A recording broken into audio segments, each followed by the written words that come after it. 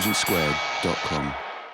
Imagine in 20 years' time Germany having to negotiate on its own about trade with China, or intellectual property with China, or climate change with China.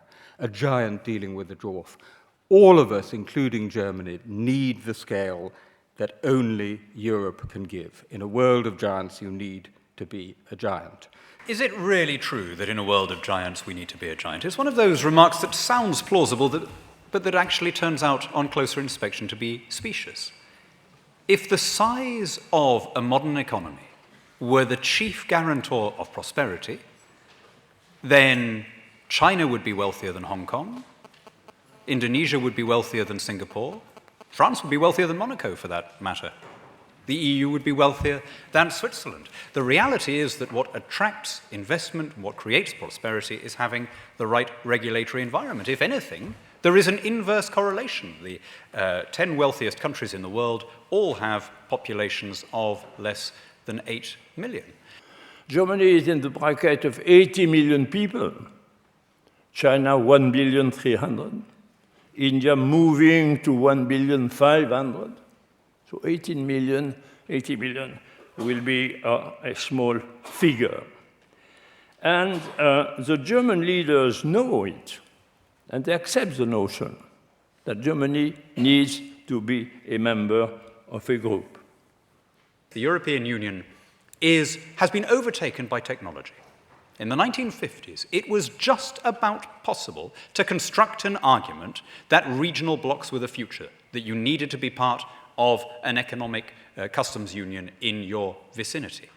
That argument has been left behind by the technological revolution. It's as easy for a company in my constituency to do business with New Zealand as it is to do business with Dunkirk. Germany has unique responsibility in the two last world wars. And the Germans behaved after the Second World War very in a dignified way. And they corrected what they did, they recognized it, and they corrected. But it's not so far away. And when there are events in the international scene, if Germany is alone, like for instance in the Libya crisis, at once something comes out concerning the situation and the image of Germany. For a long time, there was this unspoken appeal. You have to sign the checks because of historical obligation. We had it referred to elliptically by a couple of speakers now. We don't want to return to nasty history. My friends, it has to remain unspoken because the moment you vocalize it, its utter absurdity becomes apparent. When you spell it out, we have to give money to the Greek government because otherwise we might find ourselves at war with Poland, you realize what a risible proposition that is. And fortunately, the people of Germany have seen through the racket. Germany is the largest country in Europe, in the very middle, with more neighbors than anyone. That is the essence of what has been called for 200 years the German question. It persists as a question. This has nothing, and I say explicitly to Daniel Hannan, nothing to do with distrust of the current German leadership or the political system, which is excellent. It is simply a fact of geopolitics, of size, of wealth, of power, that Germany is there, this very big country with lots of small and medium-sized neighbors, and to manage that position, the European Union, a political community in which such relations are well managed, is the perfect answer. The tragedy of our generation is that at the moment when the great nations of Asia have learnt the virtues of decentralization, of competition, of enterprise, of the diffusion of power, we in the European Union are going in the opposite direction. You don't find many mandarins in Brussels, well, you do find many mandarins in Brussels, rather you don't find them in Peking these days. Because, of course, what you're being confronted with here is an Aunt Sally, a straw man, which is this idea that what we're talking about, the dream, is the United States of Europe, a European superstate, super-centralized, crushing all diversity. Although, by the way, the idea that communist China is a model of decentralization and freedom is a curious one, robbed of democracy. The Union itself is actually not interested in participating member states. It's Brussels nomenclatura, which includes many of the German political elites, that once it gets itself to that level is not accountable anymore. And when the electorate have got the temerity to disagree with the politicians, they're simply asked again until they come up with the right answer, as was Ireland. And I'm reminded of Brecht when he once said, wouldn't it be better if the government dismissed the people and elected another one? What I defend is the reality of the European Union that we have achieved. Churchill said that democracy is the worst possible form of government apart from all the other forms that have been tried from time to time.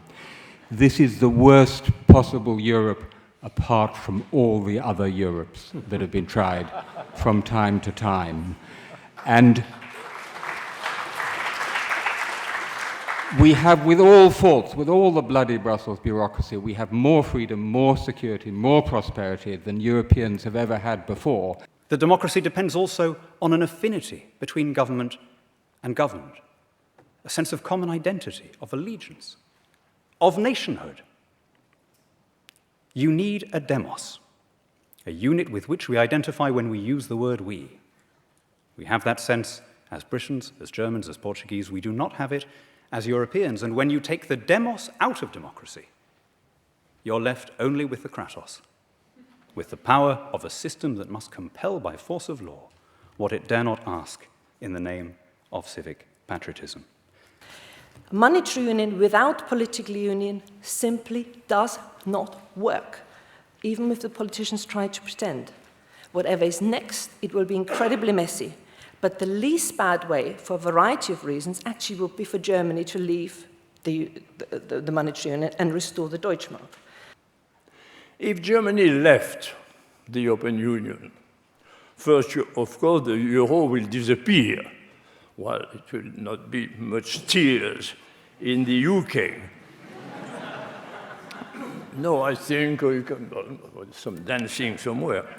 But Germany will lose all the advantages they got from being member of the common market. Because they have a currency which naturally goes up against all the other currencies of the zone, who naturally go a little more normally down. Germany is more penalized than any other country, even ours, by the way in which the EU works in practice. It pays more into the system, it has the lowest representation on EU representative bodies. It has handed over under the Common Agricultural Policy and the budget more than it handed over under the Versailles Settlement, and I think the time has come when people have seen through it. Germany benefits hugely economically from the European market, from the European Union, from the single market. 60% of its exports still go to the EU, even if that comes down because of exports to the BRICS, it's still hugely important. It's immensely successful in exporting in the Eurozone. It gets the possibility of cheap labor production in East Central Europe due to EU enlargement. So your Volkswagen or Skoda is made in the Czech Republic or Poland and then exported outside the EU. Dream is the idea that you could merge different peoples and give them a common nationality by the stroke of a bureaucrat's pen. And it's turned out to be a will-o'-the-wisp, a false creation proceeding from the heat-oppressed brains of some Europhile dreamers, because nationalities cannot be fabricated. You can create a state without democracy. You can create a multinational state, as the Habsburgs did, as the Ottomans did, the Yugoslav Federation, the Soviet Union. But the moment you give people the vote, they prefer to live among people of their own language groups on the best possible terms with their neighbors, but taking their own decisions. So the question for us is not to abandon what we did, it's to improve what we did. Because in the map of the world, for your not children, but grandchildren, who will travel all around the world, they must see Europe as a place where civilization exists, where there is a sort of quality of culture, of intellectual approach, of freedom, of tolerance, which probably will not exist any other place. And for this, we need to improve the European institutions, not to destroy them. The dream involves having a choice, and I think the problem we've got now, in 1973 when the UK joined, we deprived every other country in Europe of the choice whether they wanted EFTA, which was trade, or deeper political union. And now we're reaping that we are paying that price, there is no longer choice. So my dream is, I want a choice.